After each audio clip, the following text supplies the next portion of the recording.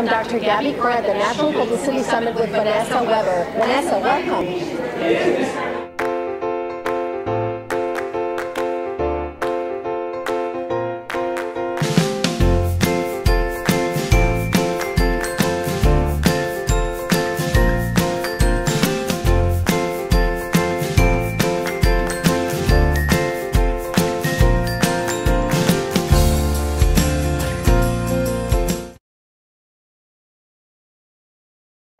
Sometimes I've interviewed psychics for my show, but this is a very interesting twist to this interview. So tell me a bit about your work around psychic abuse.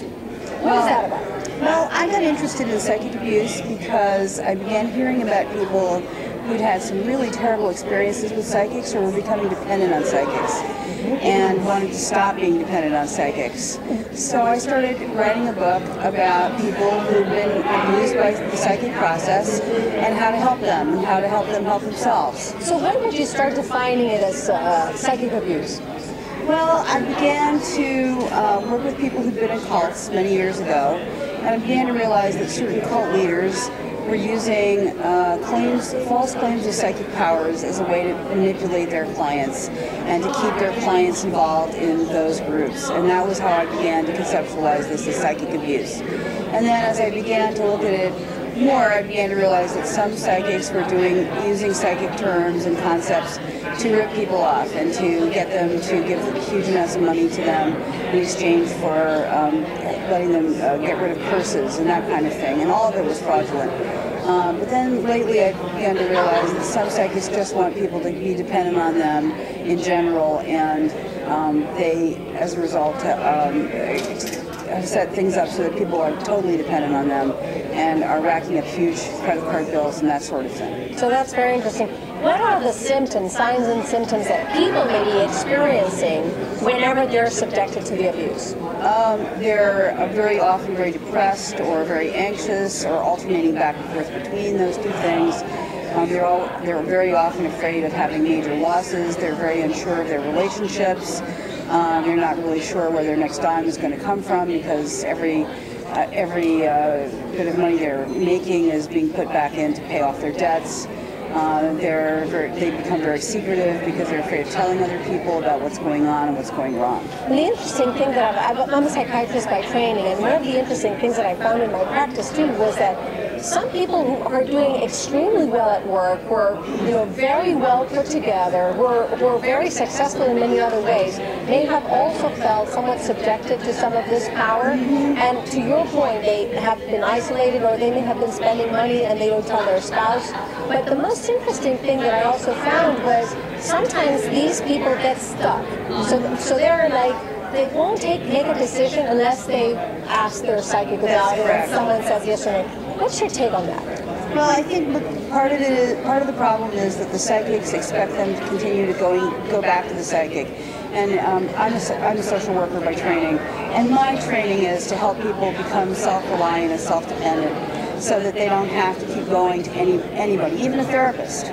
Lovely. And this is interesting because as much as there could be psychic abuse, do you think there could be therapist abuse too? There's always abuse in every field that there is. I mean, there's no profession that doesn't have some issues, which is why we have codes of ethics and that sort of thing. But that's a very interesting point, because whenever you may feel that you're not moving ahead in your therapy, for example, or that you're feeling very dependent upon your therapist, the same issues may be going on as when you're feeling super dependent on a psychic, don't you think? In many ways. I think the psychic thing may be a little bit more complicated because the psychics may, the system may encourage people to keep going back into the system.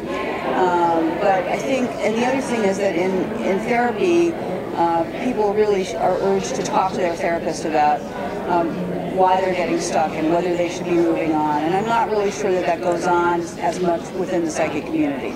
And the other thing is, do you find that psychics are really manipulating the people that they're working with, or do you think that they do it unconsciously to have people become dependent upon them in some shape or form because of what they need?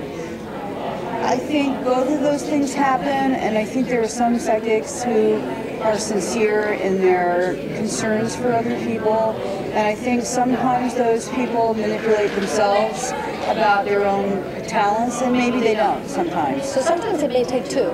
Yes. For someone to be there, but also to create all that dependency. So in general, and this is very important in healthcare as well as in the work with therapists, whenever you find that you're not feeling empowered, and you're not feeling like you can make your own decisions, but everything that you do has to be checked with someone else, watch out, because there may be this underlying issue going on. Now, with psychics per se, there may be more of the manipulation or the taking advantage of the other person, and so if you find yourself just wasting too much money out of doing these things and you're not making the right decisions for yourself, then you may be at risk. But it looks like you've really studied this in depth. Is this a passion?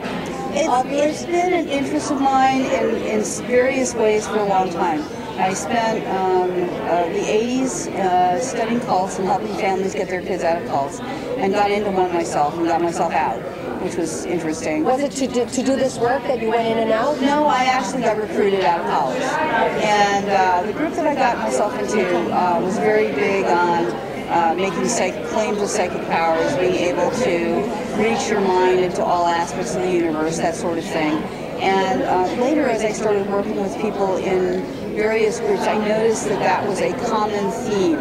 And so the whole psychic issue has been very familiar to me for a very long time.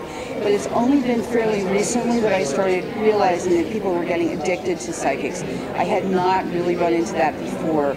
And I began to really look at that seriously, and the more I looked at it, the more I realized that was becoming a real issue in this society. Thank you, thank you. Tell me, how can people get a hold of you? And you have a book that's upcoming over the next few months. Right. People can reach me at psychicabuse.com. And the book is coming out? It's coming out within the next 6 months. Wonderful. Thank you so much for joining me. Thank you.